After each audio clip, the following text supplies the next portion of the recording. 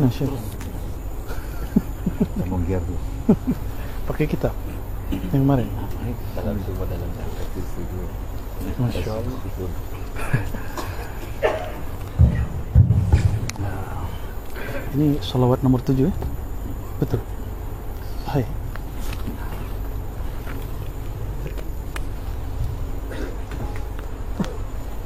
Izin. استأذن. استغفر الله العظيم. استر يا سيدي يا رسول الله. استر يا سيدي أحمد بن عيسى. استر يا سادتنا أحمد يا سادتنا على طرق. استر يا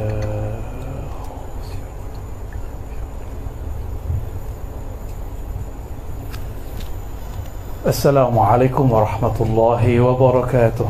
وعليكم السلام ورحمة الله وبركاته. الحمد لله الذي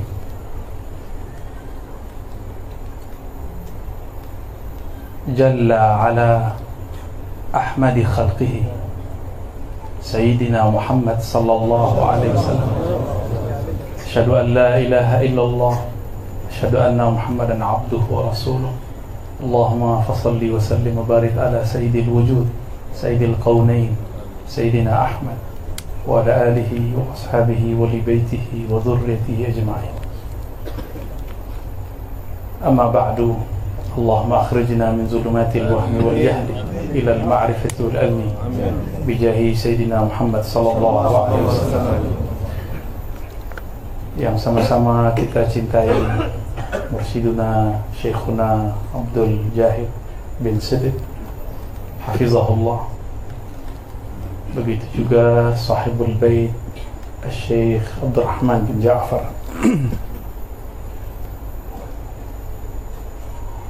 Dan sahabat saya yang luar biasa, Matan Alfiyah, ternyata bisa dia bawa ke ilmu hakikat.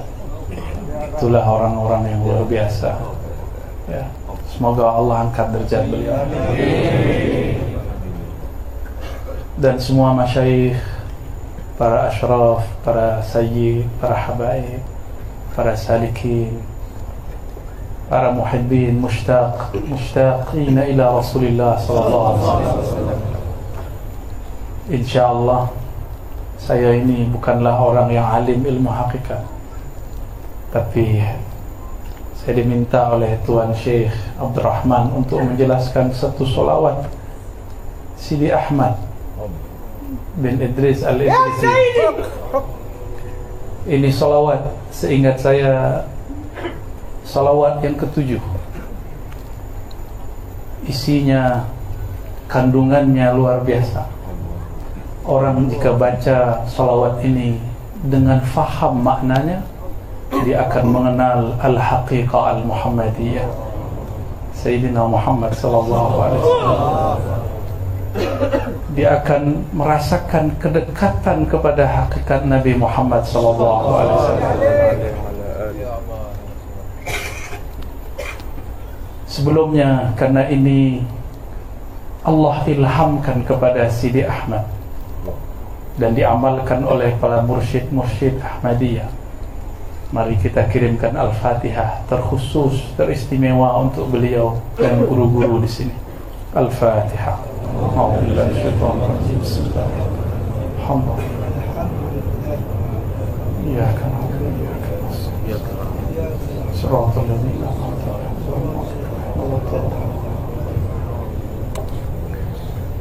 Ulama-ulama thariqah itu ada yang Allah tanam ma'rifat dalam dirinya lalu dikunci. Ada yang diizinkan untuk membuka, ada yang diizinkan untuk menyebarkannya. Beberapa mereka dapat ketika rohaniyahnya Allah taraqikan, Allah angkat, sampailah ia berpindah dari alamul mulki yang disebut oleh sahabat saya tadi. Alamul mulk ini disebut alamul mulk, alam nyata, alam hawas yang dapat dihukum dengan pandangan fisik, hissi. Inilah yang disebut materialism. Orang yang hanya berhenti pada pandangan fisik, pandangan materi, dia akan ingkar kepada pandangan yang di atasnya. Di atas mulki ada malakut, alamnya para malaikat. Disitulah taman-taman zikir. Jika ada orang ruhnya Allah angkat ke alam ini, Allah taraqikan ke alam ini, maka dia akan mendengar tasbih-tasbih malaikat, tasbih-tasbih pohon, tasbihnya hewan, laut, semuanya. Tetapi zikir-zikir ini masih umum. Inilah yang sudah kita amalkan hari-hari.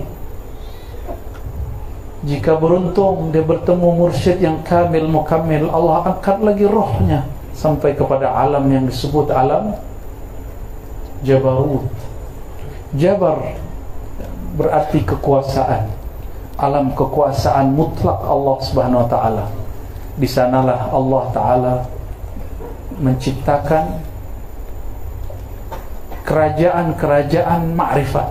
Disitulah para anbiya, mursalin dan awliya, dan kibar malaikah, malaikat-malaikat yang disebut illiyin, di atas muqarrabin.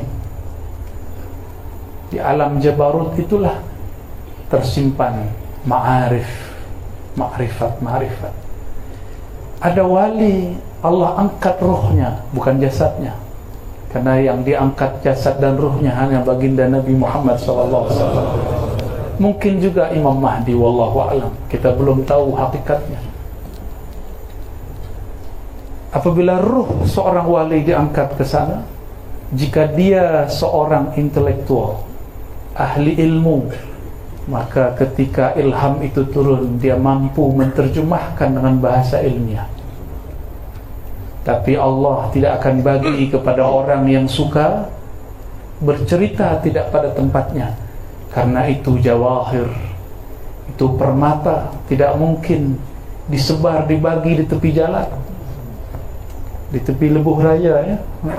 Kalau di tempat saya disebut Jalan Raya, sini Lebuh. Tapi di Minangkabau kita sebut Labuh, Labuh Gadang, Lebuh besar.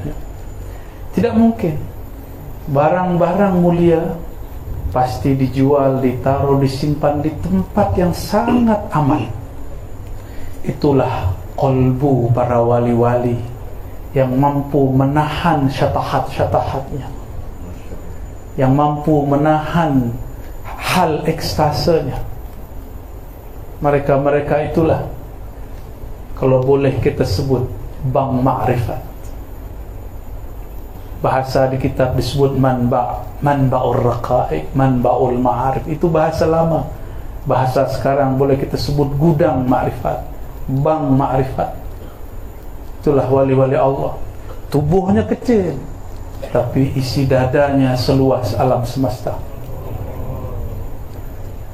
Walaupun hadisnya tidak sampai derajat sahih, tapi Al-Imam Al-Muhaddith Mula Ali Al-Qari mengatakan, ketika ada satu hadis qudsi, ma wasi'ani ardi wala sama'i, innama wasi'ani qalbu abdil mu'min. Tidaklah sanggup menampung cahaya pandangku, cahaya ma'rifatku, langit dan bumi. Langit bumi terima ma'rifat, hancur. Hanya terima kun, hancur. Tapi kolbu hamba Allah yang percaya kepadanya sanggup menerimanya, mampu menahannya. Maka kolbu orang beriman lebih kuat dari langit dan bumi. Atas dasar itulah wali-wali Allah jadikan sebagai sendi-sendi alam. Makanya doa-doa wali dapat menjaga bumi. Bukan wali jaga bumi, wali dijaga Allah. Kita ini yang meyakini, yang menjalani ajaran-ajaran sufiyah, ahlu sunnah pun dituduh melenceng dari ahlu sunnah. Kita dikatakan mempercayai wali-wali jaga alam. Bukan. Wali-wali doanya menjaga alam, zikirnya menjaga alam, ma'rifatnya membuat alam ini bertahan sampai hari ini. Dan kabar gembiranya, semakin dekat akhir zaman, semakin banyak ma'rifat turun dalam ilham-ilham qalbu para wali. Tapi kenapa ilham-ilham ini dulu dikunci mati dalam qalbu para sahabat?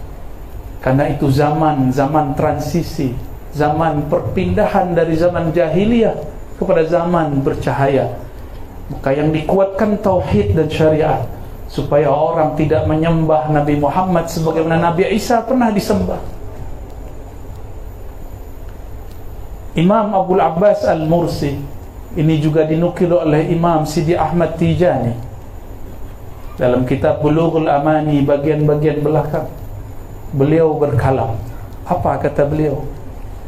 Wali-wali Allah itu tempat tajalliat, manifestasi Allah mentajallikan. Apa arti tajalli bahasa Melayu? Menyatakan, memantulkan sifat-sifatnya yang sangat mulia. Apabila ini dibuka kepada makhluk-makhluk Allah, mereka akan mengira itu Allah, padahal itu bukan, itu baru walinya. Apa kata Imam Al-Mursi? Maka orang-orang awam, orang-orang yang dibukakan, dikasyafkan siapa hakikat wali, mereka akan jazbah, mereka akan mabuk, sakar, lalu menyembah si wali, padahal wali itu bukan Allah, tapi dia melihat sifat-sifat Allah. Dulu saya pernah bagi cerita ini di depan seorang artis, ya, tapi kemudian videonya dipotong, ya. Ada juga kiai datang ke rumah saya tanya, ya, masalah-masalah teologi. Saya kemudian katakan masalah Sayyidina Isa. Sayyidina Isa disembah oleh sebagian pengikutnya karena mereka melihat pancaran sifat Allah. Mereka bukan menyembah Nabi Isa, mereka sedang menyembah Allah. Tapi kalam ini tak bolehlah kita pakai hari ini, ya. Saya hanya ingin share bahwa dulu ada di kitab, ya, dulu ada di dalam kitab. Ada imam yang pernah menyinggung masalah ini.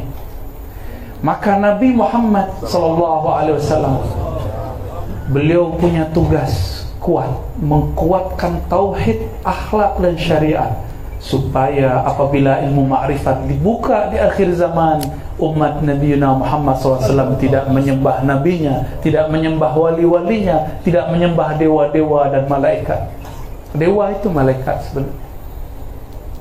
Itu hakikatnya. Kenapa syariat ketat? Orang yang tambah kuat, tinggi hakikatnya, dia akan kuat syariatnya. Tidak mungkin. Itu ciri-ciri daripada Muhammadi. Umat Muhammad, Sayyidina Muhammad SAW, setiap bertambah tajalliyat Allah ke dalam dirinya, akan bertambah kuat, sabit syariatnya, akan bertambah mesra dia dengan ilmu-ilmu akidah. Meskipun al-hussad, orang-orang yang hasad, akan tetap mengatakan dia kafir, dia sesat, ya. Dulu Al-Ghaus di zamannya Sidi Abul Hasan Asy-Syadzili pun dituduh sesat. Sidi Ahmad bin Idris Al-Idrisi pun disebut sesat, karena beliau dikatakan pernah berguru kepada Sayyidina Balia bin Mulkan Abul Abbas Khidir alaihi salam. Orang tak percaya, dikira Khidir sudah mati. Mana ada, orang hidup lebih dari 1000 tahun. Dia fikir tidak mungkin. Iblis sudah mati atau masih hidup? Masih hidup? Masih. Apabila Allah sanggup berkuasa memanjangkan hidupnya iblis, apatah lagi memanjangkan hidup seorang nabi, ya, Sayyidina Khidir alaihissalam, ya. Orang yang hafal namanya Balia bin Mulkan, insyaallah akan dapat syafaat Nabi Muhammad SAW. Dan ilmu ini bagian daripada ilmu Khidiriyah, karena Sayyidina Al-Khidir mengambil ilmunya, menyempurnakan ma'rifatnya kepada baginda Nabi Muhammad sallallahu alaihi wasallam. Oleh karena itu sebagian ahli hadis yang mengerti ilmu hakikat memasukkan nama Sayyidina Al-Khidir kepada daftar jumlah list ashabun Nabi sallallahu alaihi wasallam. Di saat seorang wali diangkat rohaniahnya sampai ke alam jabarut, jika dia turun, dia bercerita ma'rifat. Jadilah kitab Hikam Ibn Athaillah. Jika dia naik lagi terus ke alam lahut, lahut itu artinya ketuhanan. Tapi di alam itu yang dicerita hanya Muhammad Ahmad sallallahu alaihi wasallam.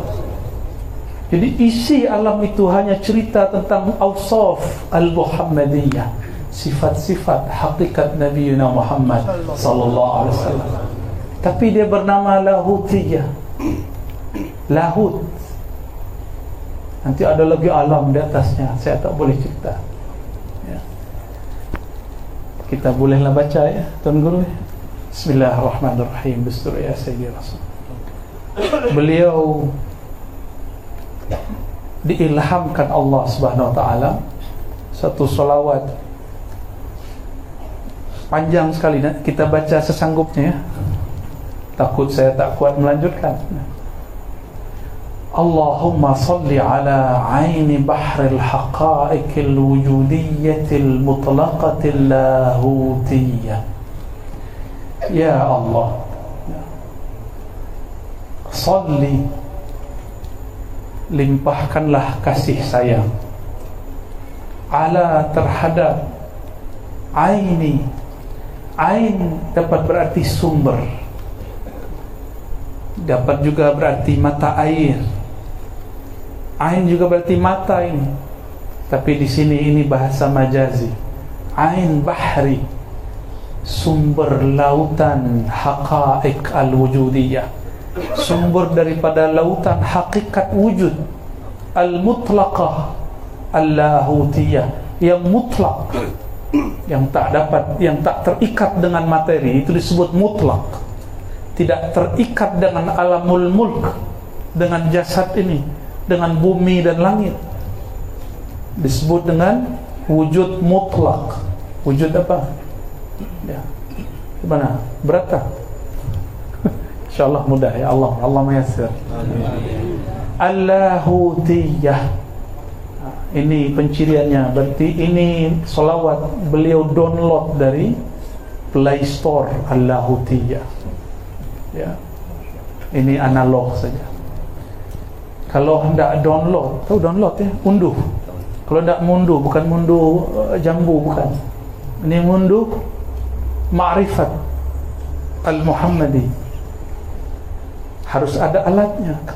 Kalau sekarang ada smartphone, smartphone-nya harus hidup, harus ada card-nya. Apa rasid indakum? Rasid. Rasid pulsa. Pulsa. Topam. Nah, topam. Biar sama nih bahasanya. Harus ada di kreditnya. Sudah ada semua, harus ada alamat, nama emailnya. Sahih? Ya. Itulah nama walayah. Setiap wali menyimpan di kolbunya nama kewalian. Nama kewalian itu nama kehambaan. Ada fulan Abdul Latif, ada Abdul Rahman, ada Abdul Jalil, ada abad. Itu namanya abad. Ism walayah.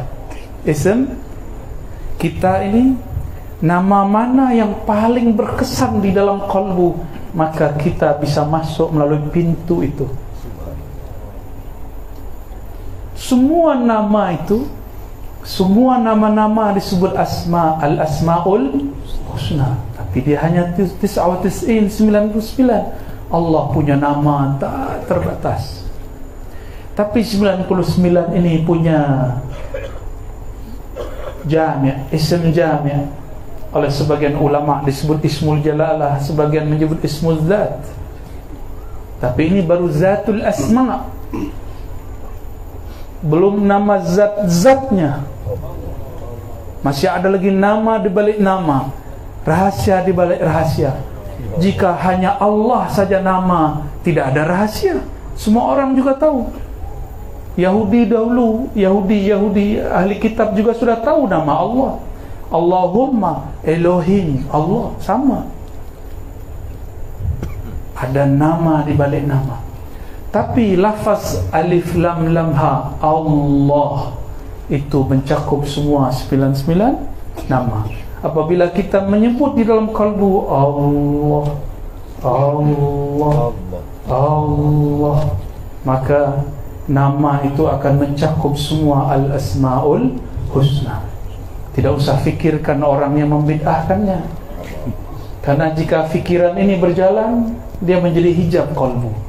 Inilah asbab kenapa murid tidak pernah dapat natijah hasil ketika berzikir, karena fikirnya banyak soal, soal jawab, bid'ah tak. Orang sudah zikir, orang sudah mabuk, orang sudah fana, dia masih jidal di kepalanya, ya. Asif, ya.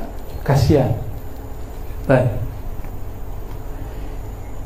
Jadi lafaz-lafaz begini, ini di-download, diunduh ruhnya dari dimensi alam bernama alam lahutiyah, alam lahut. Di situ ada asrar al-Muhammadiyah, rahasia-rahasia Nabi Muhammad sallallahu alaihi wasallam. Kita ambil semua ilmu para ulama, walaupun thariqah kita thariqah A, thariqah B, ilmu para wali sumbernya sama. Sebagaimana kita percaya semua nabi, kita pun tasdik kepada semua wali. Ya, maka jika ada wali buka satu makrifat, kita ambil. Jika ada wali buka hikmah, walaupun dia Syazili, kita Naqsyabandi, kita ambil. Kita Syazili, ada orang buka rahasia, dia thariqah Ahmadi, kita ambil. Jangan batasi diri. Itu hijab, ya? Itu hijab. Buka kalbunya. Saya tak mau dengar lah, itu thariqahnya lain dengan saya.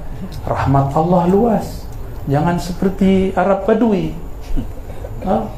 Allahumma ighfir li wa Muhammadan wa la taghfir siwana. La wa taghfir ahadan siwana. Ya Allah, ampuni saya dan Muhammad saja, jangan ampunkan selain kami berdua. Itu Arab Badui. Tahu Arab Badui? Arab kampung, pelosok dusun, ya. Dia hanya menganggap dirinya yang paling mulia. Kita tidak boleh begitu. Rahmat Allah luas. Selama ni tuan-tuan merasa mulia dari sampingnya, makrifat tak bisa masuk. Wallahi, demi Allah, ada sedikit saja merasa lebih daripada orang di hadapan, di kiri, kanan, belakang, Allah haramkan asrar. Itulah sebabnya kenapa saya setiap kali mau assalamualaikum, saya istighfar dulu. Saya minta ampun dulu kalau ada bersitan itu, ada lintasan itu, minta izin dulu kepada Allah, kepada Rasulullah, kepada aulia-aulia Allah, wabil khusus sahib salawat, ya. Apalagi kepada yang disolawatkan baginda Nabi Muhammad sallallahu alaihi wasallam. Jadi Nabi Muhammad itu disebut aini bahril haqaiq al-wujudiyah, sumber lautan wujud. Apa maksudnya? Semua wujud bersumber darinya.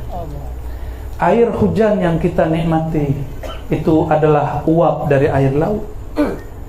Laut itu adalah sumbernya air yang ada kita makan, minum hari ini, malam ini. Namun banyak orang setelah minum dia lupa dengan laut. Dia lupa dengan laut. Baju ini dari kapas, ya, ini dari kapas ataupun plastik. Tapi setelah pakai baju rancak, indah, cantik, orang lupa bahwa baju ini dari kapas. Faham analog ini? Faham kias ini? Faham? Nah, maka salawat ini ingin memulangkan ingatan kita, zikrayat kita, supaya kita ingat kepada kampung asli kita. Sidi Syekh Abdul Qadir Jilani Al-Qutub Ar-Rabbani menyebutnya al-watan al-asli. Jadi dalam bahasa Sidi Ahmad, Aini Bahril Haqa'iq Al-Wujudiyah. Dalam bahasa Sidi Syekh Abdul Qadir Jilani disebut al-watan al-asli, kampung asal. Kampung asal kita itulah dalam bahasa lainnya disebut Nur Muhammad sallallahu alaihi wasallam. Wa manba'ir raqa'iq al-latifatil muqayyadatin nasutiyah. Manba' ini kalau diterjemah bahasa Melayu apa ya? Sumber. Ya, dia sama dengan ain, tapi ini untuk istilah sesuatu yang mesti digali dulu. Jika dia digali keluar, disebutlah dia manba. Nah, saya tak tahu ibaratnya di sini. Tempat terbit lah, ya. Manba, tempat terbit, tempat muncul kalau kami sebutnya. Tempat dia zuhur. Wa manba boleh juga disebut sumber raqa'iq al-latifah, kelembutan, kehalusan, al-muqayyadatin nasutiyah, yang sifat lembut itu dilekatkan, dikaitkan kepada sifat-sifat kemanusiaan yang bernama Muhammad bin Abdullah. Itu maksudnya. Yang pertama bernama Ahmad. Jadi Ain Bahril Haqa'iq huwa Ahmad. Manba'ir Raqa'iq Al-Latifah huwa Muhammad. Huwa. Tapi Ahmad lahut, Muhammad nasut. Ahmad itu di alam rahasia, dalam rahasia disebut alam ketuhanan, sedangkan Muhammad di alam kemanusiaan. Nasutiyah, nas, manusia. Faham? Faham kita terus? Laju. Nah, sahih, ibarat sahih. Suratil jamal wa matla'il jalal. Mal farq bainal jamal wal jalal? Kenapa jamal dulu baru jalal? Kenapa tidak jalal dulu? Inilah rahasia latifah, rahasia raqiqah, rahasia rahmah. Rahmah itu diibaratkan dengan banyak ibarat. Ada Rahman, Rahim, ada Rauf, ada Wadud. Tapi ada lagi, yaitu Jamal. Apabila dipandang, tumbuh rasa cinta, tumbuh rasa cinta, rasa sayang. Yang punya ini terpancar di wajahnya, dalam dirinya. Jamalullah, keindahan Allah Subhanahu wa ta'ala. Maka adalah satu nasyid, ya, satu syair, ya jamalu, ya jamalu, wahai yang memancarkan indahnya Allah Subhanahu wa ta'ala. Kenapa ini diungkap? Karena tidak ada yang dapat bayangkan Allah. Ada yang ingat masa pertemuan dengan Allah dulu? Ada yang angkat tangan? Saya jadi muridnya langsung. Sila yang angkat tangan. Kalau ada yang ingat masa dia bertemu Allah. Orang ini bukan orang sembarang, ya. Siapa yang ingat? Wali pun kadang lupa. Dia ingat ketika disebut nama baginda Nabi Muhammad SAW. Tapi ingat tanpa ingat, saya tak tahulah ibaratnya. Dia menangis tapi tidak tahu apa sebab dia menangis. Kalau tuan-tuan merantau jauh, datanglah hari raya Lebaran, ya, hari raya Idul Fitri. Takbiran Allahu Akbar, Allahu Akbar, nangis tak? Jauh dari kampung, nangis karena jauh dari kampung. Allahu Akbar, teringat masa dulu belia, masa muda. Betul? Apabila orang ini sudah masuk kepada alam ma'rifat, disebut nama Nabi Muhammad, dia teringat, ruhnya ingat. fikirnya tidak ingat. Maka yang dapat mengingat itu tidak hanya akal. Maka orang-orang yang doktor, yang master, yang profesor, yang ahli akal, ahli jidal, ahli debat, jangan fikirkan bab ini. Kenapa orang fatwakan salawat ini sesat? Karena dia fikirkan, akal dia tak sampai. Tapi jika dia rasa dengan ruhnya, dia akan bergetar. Maka ada orang kemudian yasih, bersuara tinggi karena jeritan itu. Bagi saya itu bukan tidak apa-apa. Cuma yang tidak faham dikira itu kesurupan. Mana ada disebut nama Allah lalu orang kesurupan jin, yang ada jinnya hilang. Ya. Suratil Jamal wa Matla'il Jalal.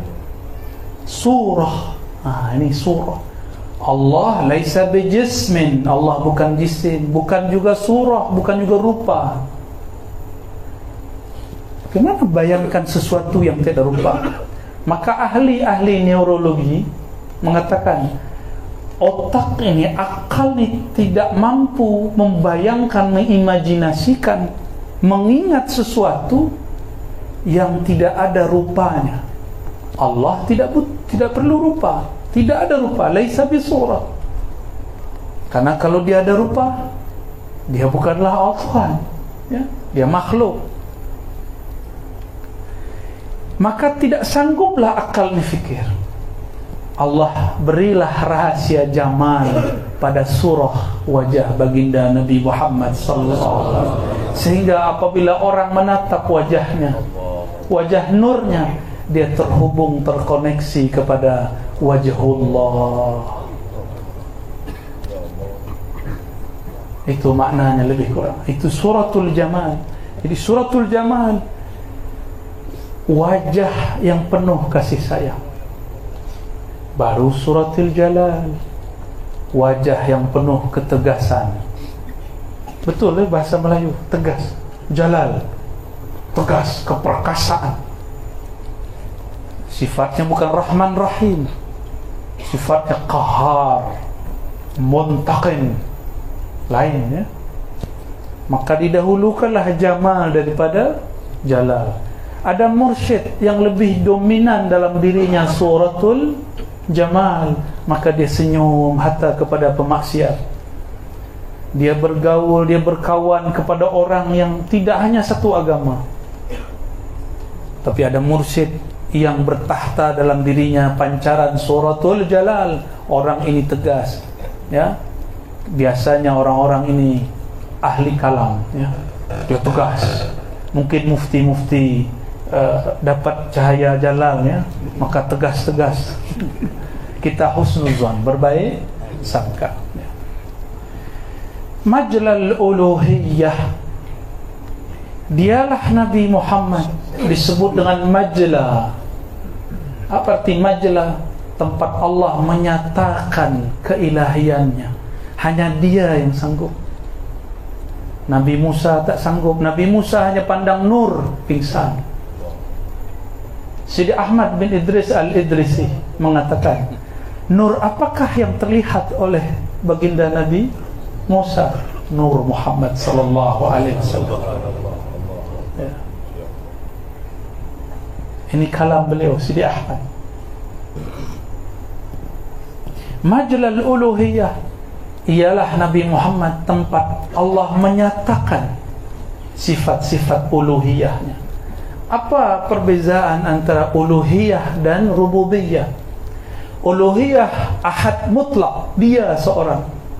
Sedangkan rububiyah, dia mutlak dalam mencipta makhluknya, mentadbir alam semesta.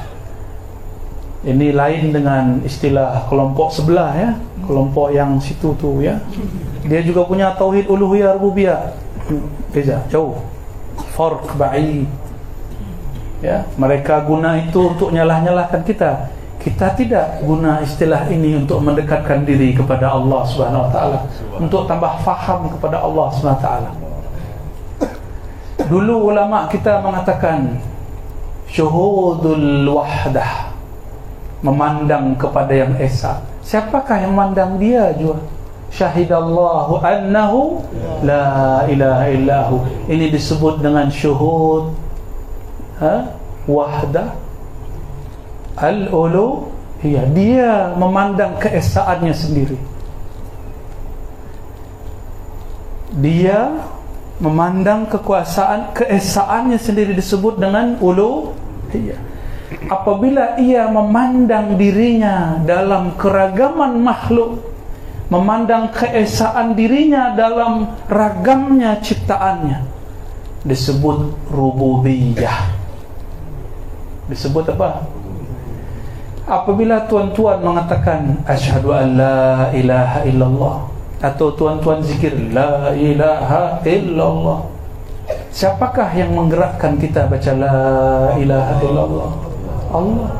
Kita mengatakan Allah ma'inni ala zikrika, ya Allah, bantu lisanku, kuatkan qalbuku untuk menahan rahasia kalimah la ilaha illallah. Jika Allah tak bantu, kita tidak sanggup baca la ilaha illallah. Maka seorang yang mentalkinkan zikir tidak akan mampu mengalirkan madad ilahiyah kepada muridnya kecuali dia memasongkan dirinya empty, zero. Tidak ada lagi dirinya, yang ada hanya hadiah Allah Subhanahu wa taala. Barulah la ilaha illallah, idza dzukirallah, disebut saja nama Allah, qalbunya bergetar, qalbunya goncang, badannya kemudian bergoyang. Jika bersuara-suaranya menjadi tinggi, itu bukan kesurupan. Mana ada orang kesurupan baca la ilaha illallah?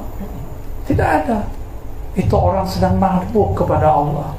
Orang mabuk rufi'al qalam. Jika mabuk minum khamar pun hukum diangkat. Kenapa mabuk kepada nama Allah hukum tidak diangkat? Fal aula, maka lebih aula, lebih utama, lebih prioritas, lebih priority orang yang mabuk kepada Allah, dia dimaafkan. Ma'fu jika dia kemudian mengeluarkan kalam-kalam yang aneh, Allah maafkan.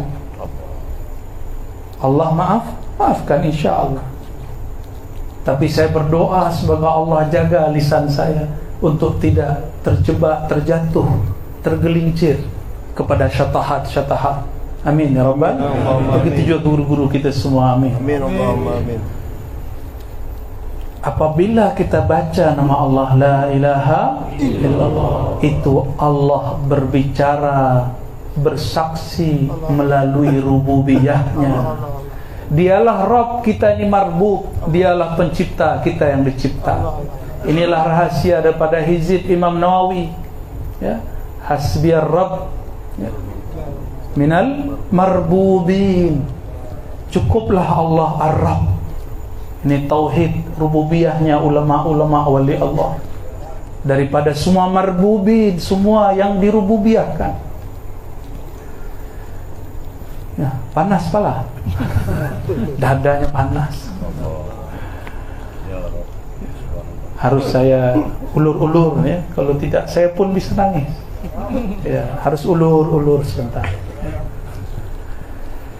Al-madad ya Rabb, al-madad ya Rabb. Wasirri itlaqil ahadiyah. Nabi Muhammad itu disebut sir, rahasia. Rahasia tadi kita sudah urai. Apakah dia dibuka di mana-mana, di sembarang tempat, atau dia dijaga? Dia dijaga di tempat yang paling aman. Inilah sir.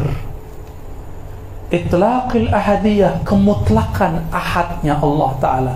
Yang dapat memahami hakikat Allah itu Allahu ahad hanya Nabi Muhammad SAW. Maka sehebat apapun zikir puan-puan, tuan-tuan, ya, syai-syai, habaib, tidak akan dapat sampai wusul kecuali bersolawat walaupun barang sekali. Maka as-salawat itu bukan hanya mustahab, mandub, sunnah. Salawat itu wajib. Karena salawat telah ada sebelum kita ada. Salawat sudah ada sebelum solat kita ada. Innallaha malaikatahu yusalluna 'alan nabi. Allah dengan qadimnya, azalinya bersalawat kepada Nabi. Waktu itu nama Muhammad belumlah zuhur, masih disimpan dalam kumun Ahmadiyah, dalam kanz Ahmadi, dalam rahasia benteng Allah yang disebut Ahmad. Masih disimpan. Masih disimpan. Dulu belum ada Muhammad bin Abdullah, ya, di zaman qadim yang tadi disyarah, diurai oleh sahabat saya. Kana, ya, yang menunjukkan dahulu, madhi.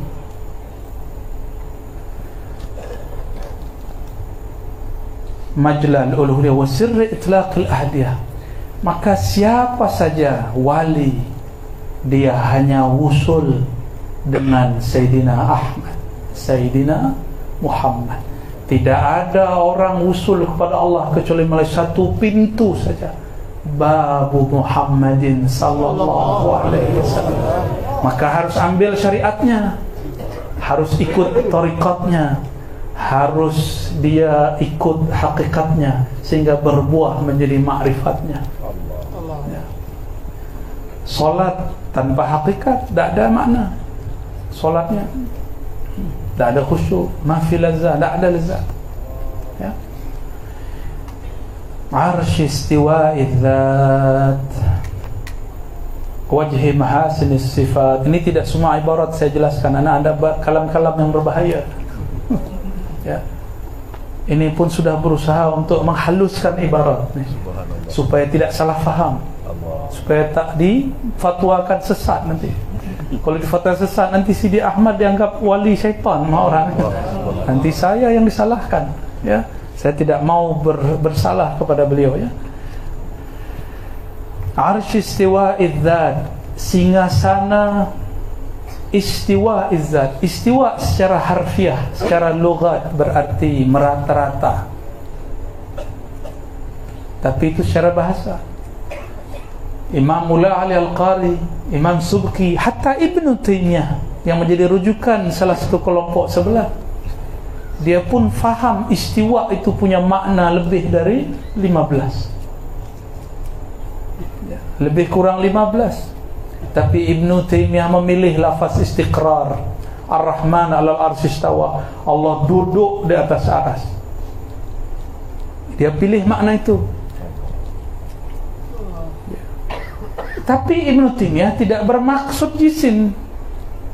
Dia tidak bermaksud jisim, tapi syibhut tajsim, hampir mirip, cenderung kepada tajsim.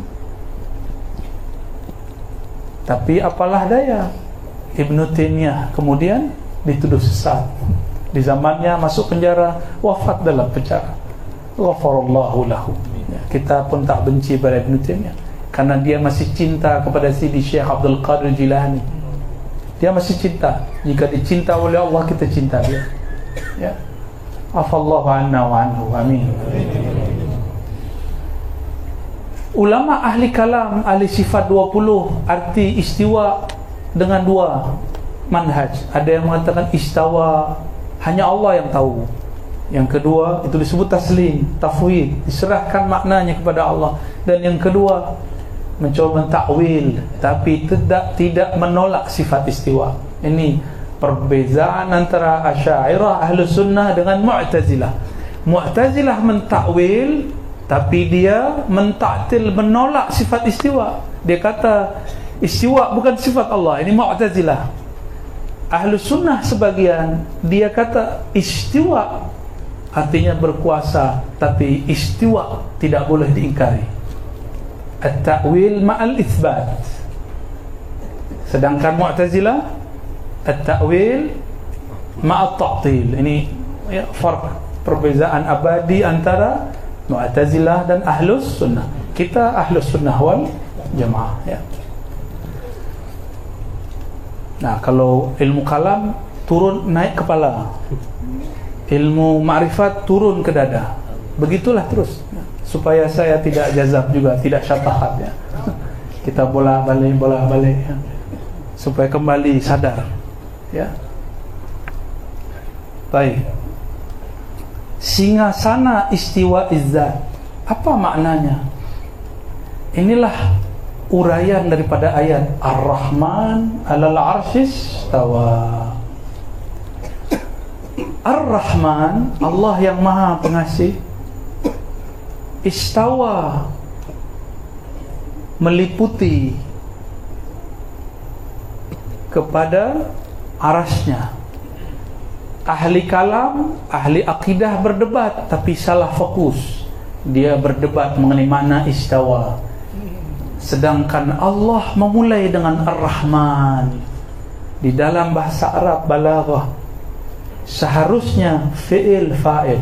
Istawa Ar-Rahman 'alal 'arsy. Ini jumlah fi'liyah. Ini biasanya jumlah fi'liyah yang mufidah.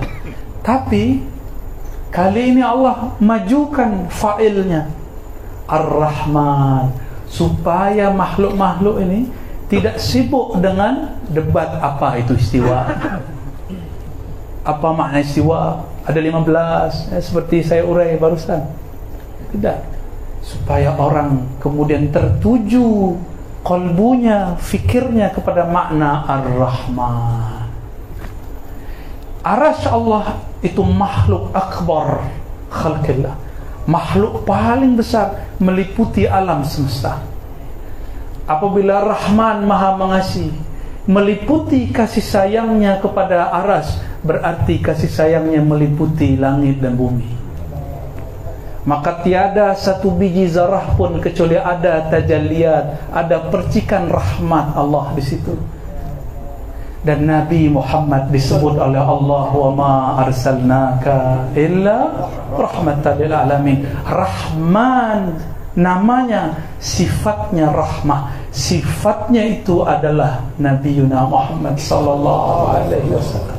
Inilah makna kalam Imam Al-Mursi, Abu Al-Abbas Al-Mursi, syekh daripada Imam Ibn Athaillah Sakandari sahibul hikam. Apa kata beliau? Jika aku gaib dari pandang wajah Rasulullah satu lahzah saja, satu saat saja, sesaat saja, maka aku kafir. Maksudnya kafir nikmat. Abu Al-Abbas Al-Mursi, berarti dia melihat Nabi dalam keadaan yaqzah. Wah, hati-hati, nanti ada yang fatwa Abu Al-Abbas Al-Mursi zindik. Ya salam. Nah, tidak begitu. Yang dipandang oleh Sayyidina Abu Al-Abbas Al-Mursi adalah rahmah. Oleh karena itu, ketika kakek daripada Ibnu Athaillah mengkafirkan dia dan bernazar setiap kali khutbah mengatakan asyhadu anna Abul Abbas Al-Mursi tilmiz Abil Hasan Asy-Syadzili kafir 7 kali. Murid-murid lapor, mengadu kepada Sidi Abul Abbas Al-Mursi. Apa kata beliau? Tahu, biarkan dia. Saya berdoa semoga nanti dari sulbinya lahir yang akan mewarisi ilmu saya. Ternyata rahasia makrifat di dalam dadanya masih disimpan, nanti dibagi-bagi. Salah satu murid yang dapat pewarisnya adalah Sidi Ahmad ibn Athaillah. Kenapa Idris belakangan? Ya, nanti belakang sama, itu pewaris juga. Tapi ini masa tahun Ibnu Athaillah wafat 709 Hijriah, sedangkan Sidi Ahmad lebih belakangan lagi. Ya, ma'rifatnya lebih banyak lagi, Sidi Ahmad bin Idris. Apa yang terjadi? Karena Sidi Abul Abbas Al-Mursi tidak membalas tuhmah, tuduhan, cobaan kepada dia, Allah kemudian atur kakek Ibn Athaillah punya istri, istrinya punya anak, anaknya melahirkan cucu, cucunya bernama Ibn Athaillah, berguru kepada Abul Abbas Al-Mursi. Lalu ditanya oleh murid-murid yang sudah tua, sesepuh, wahai Sidi Abul Abbas, kenapa engkau dulu tidak balas? Apa jawaban beliau? Saya malu kepada Rasulullah rahmatan lil alamin ketika dia dilempar dengan kotoran-kotoran onta oleh orang-orang Taif. Rasulullah tidak mengatakan ya Rab ahli Taif, tidak. Ya Allah hancurkan orang-orang Taif, balik bumi Taif, tidak. Guncangkan Taif, tidak. Tak pakai hizib bahar dia, tak pakai hizib nasar dia. Apa yang digunakan oleh beliau? Beliau gunakan setiap nabi. Kata Nabi Muhammad, likulli nabiyyin da'watun mustajabah wa ana khabba'tuha. Setiap nabi punya doa yang tembus langsung kepada Allah, tapi aku menyimpannya jadi syafaat. Setiap wali mempunyai nama-nama al-asma al-izam, nama-nama yang agung, ismul azam. Jika dia angkat tangannya baca nama itu, Allah angkat doanya. Abul Abbas Al-Mursi tidak angkat tangan, tapi dia balik tangannya dan dia mengatakan, ya Allah, aku malu kepada Rasulullah. Dia lempar dengan orang sebandar, ya? Orang sebandar lempar Rasulullah, usir Rasulullah. Tapi karena dirinya adalah manba'ur rahmah, adalah sumber semua kasih sayang, maka beliau pun tidak balas. Abul Abbas Al-Mursi Al-Waris Al-Muhammadi, sahlah disebut sebagai pewaris akhlak Nabi Muhammad sallallahu alaihi wasallam. Maka pewaris Nabi bukan orang yang boleh baca kitab, bukan. Nabi Muhammad ummi, tak baca kitab ini tapi baca kitab di alam Jabarut. Lebih hebat mana? Maka semua profesor, doktor, hari semua tuan guru yang hebat baca kitab, yang dibicarakan Nabi Muhammad yang ummi. Manakah yang lebih mulia? Yang bergelar PhD, doktor, mampu baca kitab kuning, kitab Jawi, atau Nabi Muhammad yang diceritakan di kitab-kitab itu? Inilah Allah bolak-balik fikiran kita, supaya orang alim tidak sombong dengan keilmuannya, supaya ahli ma'rifat tidak lupa ma'rifatnya bersumber dari Nabi Muhammad sallallahu alaihi wasallam. Kita ni terjemah ummi, tak baca ini secara lughah betul. Nabi mengatakan inna ummatun ummiyah, hadis Bukhari, hadis sahih, ya. Kami umat yang ummi, tidak menulis, tidak berhitung. Tapi dalam makna yang lain, ya, huwallazi ba'atha fil ummiyina rasulah. Ummi, al-um, ma mana al-um? Apa arti ummi? Induk, ibu, sumber. Maka an-nabi al-ummi, makna lainnya adalah nabi sumber daripada wujud, sumber dari ma'rifat. Nabi Adam karena memandang kepada nama Nabi Muhammad sallallahu alaihi wasallam, tapi Azazil, iblis laknatullah alaih, dia tidak kasyaf, padahal dia ahli zikir. Ternyata dari dulu banyaklah ahli kuli-kuli zikir ni tidak kasyaf, karena dia merasa zikirnya lebih banyak daripada orang lain, suluknya lebih sempurna dari suluk yang lain, khalwatnya lebih hebat daripada khalwat yang lain, thariqahnya lebih cepat, lebih laju daripada thariqah yang lain. Hati-hati, nanti tidak menjadi wali Allah, menjadi wali syaitan. Na'udzubillah min dzalik. Summa na'udzubillah. Wajhi mahasinis sifat, wajah keindahan sifat. Apa arti wajah? Ini wajah, wajah tu wajhiyah, wajah tu wajhiyah, apa artinya? Wajah tu, aku hadapkan. Maka wajah itu tempat menghadap. Saya jika bertemu tuan-tuan, yang saya lirik, saya lihat lututnya, kakinya atau wajahnya? Wajah. Ini wajah jismiyah, alam mulkiyah, alam materi. Jika disebut wajhullah, wajah Allah, Allah bukan materi. yang bukan materi itu disebut wajhul uluhiyah, tapi ada wajah yang Allah sudah nyatakan, manifestkan, Allah pantulkan, disebut wajhur rububiyah. Itulah wajah Nabi Muhammad sallallahu alaihi wasallam. Keindahan wajah ini Allah simpan pada wajah Nabi Muhammad, tapi ditutup dengan kulit Muhammad bin Abdullah. Kata baginda Nabi Muhammad sallallahu alaihi wasallam, ya, ketika mengkisahkan Sayyidina Yusuf, ajmalu rijal fil alam, laki-laki paling gagah. Apa lagi istilah di sini, paling apa?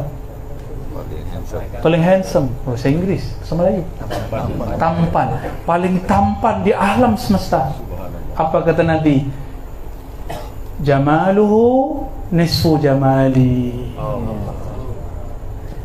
Jamalnya, indahnya, tampannya Sayyidina Yusuf itu baru separuh daripada tampanku. Tapi Allah tutup dengan wajah Muhammad bin Abdullah. Siapa yang memandang? Sayyidina Abu Bakar. Maka Sayyidina Abu Bakar tak mampu menatap wajah Nabi Muhammad sallallahu alaihi wasallam. Abu Bakar selalu menunduk. Itulah rahasianya kenapa dalam tariqat Naqsyabandiyah yang bernisbat kepada Sayyidina Abu Bakar As-Siddiq, mata selalu ke bawah. Nazar barqadam, ya, an-nazrah ila al-qadamain, memandang kepada qadam. Seingat saya begitu ibaratnya. Inilah maknanya. Maka Abu Bakar tak mampu sedikit pun mengisahkan, menceritakan kepada siapapun indahnya wajah Nabi SAW, kecuali seorang perempuan yang punya domba, punya kambing. Ketika Nabi ditemani Sayyidina Abu Bakar hijrah dari Makkah kepada Madinah, ada seekor kambing yang punya susu, tapi kurus, berpenyakit. Kambing ini tidak dapat perhatian, tidak dapat kasih sayang daripada sahibahnya yang punyanya. Nabi SAW mengatakan, wahai puan, izinkan aku ambil susu daripada kambing kurus ini. Lalu Sayyidina Nabi SAW urut-urut. Jika ada benda diurut, namanya, dipicik-picik, ya, sedikit-sedikit. Lalu bagian susunya Nabi genggam, keluarlah air. Itulah susu paling mulia di alam semesta. Air susu yang keluar dari tangan Nabi Muhammad sallallahu alaihi wasallam. Al-laban al-Muhammadi yakhruj min yadihi asy-syarif Sayyidina Muhammad sallallahu alaihi wasallam.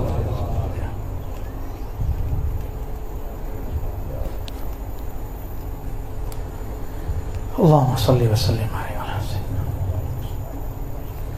Si perempuan melihat, siapa ini orang ini yang tangannya penuh keberkahan, sentuhannya mengalirkan keberkahan, mengalirkan madad, mengalirkan barakah wa rahmah.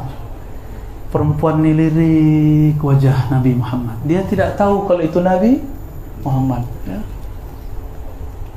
Maka apabila kita baca sekarang semua kitab sirah Nabi, yang paling lengkap bercerita tentang wajah Nabi itulah perempuan. Itulah namanya yang disebut-sebut dalam kitab-kitab sirah, ya. Namanya nanti tanya kepada guru-guru kita, ya, Ummu Ma'bad. Itu Masya Allah, hanya dia yang berani, karena dia tidak tahu. Sayyidina Umar hanya separuh lihat, tak berani lagi. Sayyidina Utsman pemalu, Nabi lihat mana, dia lihat mana. Yang hanya berani Sayyidina Ali. Tapi Sayyidina Ali tidak lihat fisik Nabi, karena dia adalah pintunya Rasulullah. Ana madinatul ilmi wa alim babuha. Ini hadis sahih, didhaifkan oleh Albani. Ini hadis sahih, mutawatir, ya. Sudah diisbat, ditaqrir oleh Sidi Al-Ghumari, ya. Sudah ditemukan, dikumpulkan semuanya, mutawatir.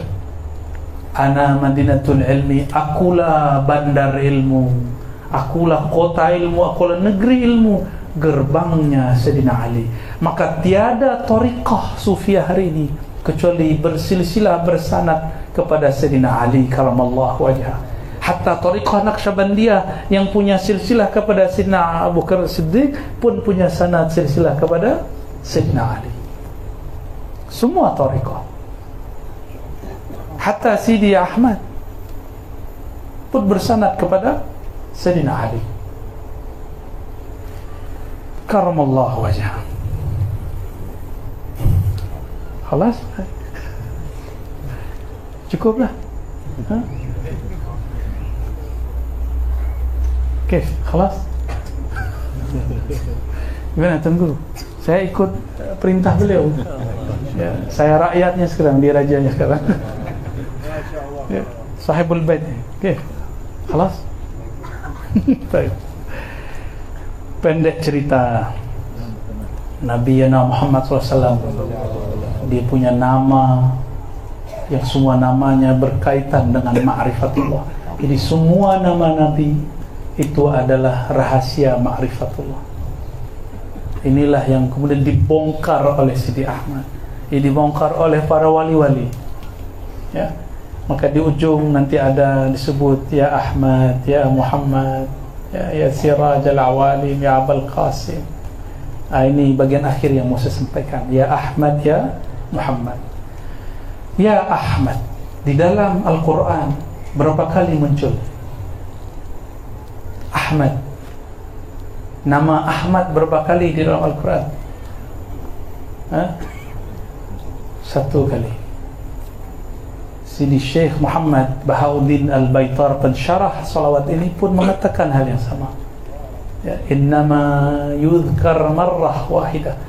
Ahmad hanya disebutkan sekali dalam Al-Quran karena Ahmad adalah tajalli Ahad. Ahad itu Maha Esa satu, maka la yasdur min ahad illa wahid. Ini kaidah yang pernah dikeluarkan oleh ulama-ulama sufi dan mereka ittifaq, sepakat, muafakat. La yasdur minal ahadi illa al-wahid. Tidaklah terbit dari ahad kecuali wahid. Ya. Maka ahad, kul huwallahu ahad, kul huwallahu ahad, kul ya Muhammad, itu terjemah biasa. Kul ya Ahmad, huwallahu ahad. Maka yang dipanggil mukhatab di situ adalah Ruh Ahmad, karena tutup ujung ayatnya adalah ahad. Ini bukan hadis, ingat. Ada satu kalam ditulis oleh Muhammad Al-Ghawth, ya, dalam kitabnya Jawahirul Khams. Ana Ahmad bila mim, ana ahad bil mim. Itu kalam ilhami, bukan hadis. Tolong jangan salah paham. Jadi wali-wali ini ketika sampai kepada surat As-Saff, ismuhu Ahmad, lalu Allah bagilah di dalam qalbunya kalam ma'rifat ilham. Seakan-akan Allah berkalam. Apa kata Allah? Ana Ahmad bila mim, ana ahad bil mim. Jangan salah faham. Aku hanya engkau kenal, aku yang ahad hanya engkau kenal dengan Ahmad, yaitu ada mimnya. Maka tetap berbeza antara ahad dan Ahmad. Ahad bukan Ahmad, maka Khaliq bukanlah makhluk. Ar-Rabbu Rabbu al-Abdu Abdu. Allah tetaplah Allah, Tuhan. Kita hamba tetaplah hamba. Huruf mim itu hijabnya 70.000 cahaya.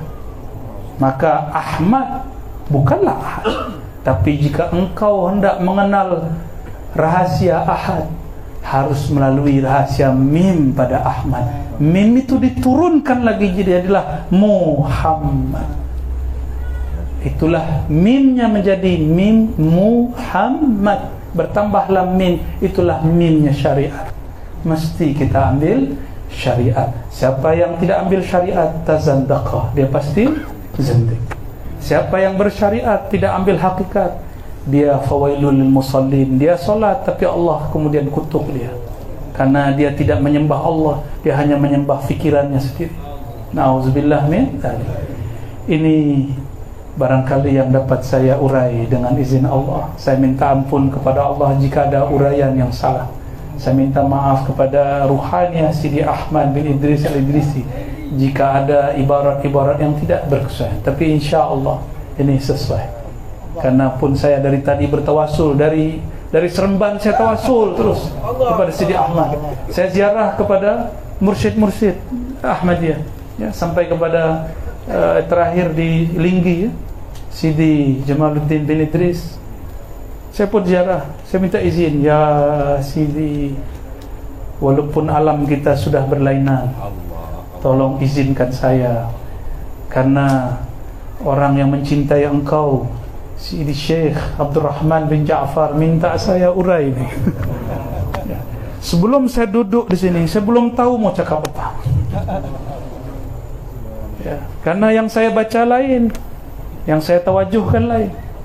Karena ilmu ini tidak bisa dihafal, tidak bisa dihafal. Kitab hikam, kitab Ihya Ulumuddin tidak dapat dihafal.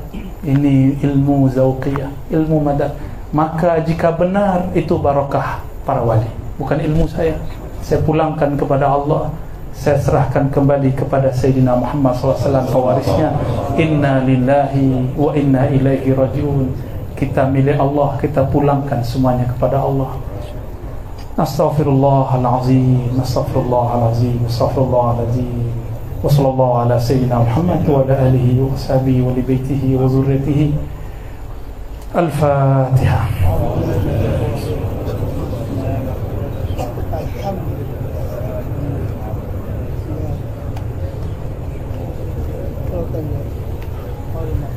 Demikian dari hamba Al-Faqir, mohon maafnya beribu-ribu maaf. Assalamualaikum warahmatullahi wabarakatuh. Alhamdulillah. Masyaallah. Syukran. Dan sedikit daripada huraian selawat kepada Sidi Ahmad Idris. Mudah-mudahan dia diberikan oleh Allah Subhanahu wa taala. Amin. InsyaAllah. Dan mengucapkan ribuan terima kasih kepada yang hadir, khususnya Tuan Guru Syed Sidik, dan ambil jauh, dan juga sahabat saya Bersri dan Pengurus atau ayat dan kira-kira ayat lain. InsyaAllah mudah-mudahan sama-sama dapat. Assalamualaikum.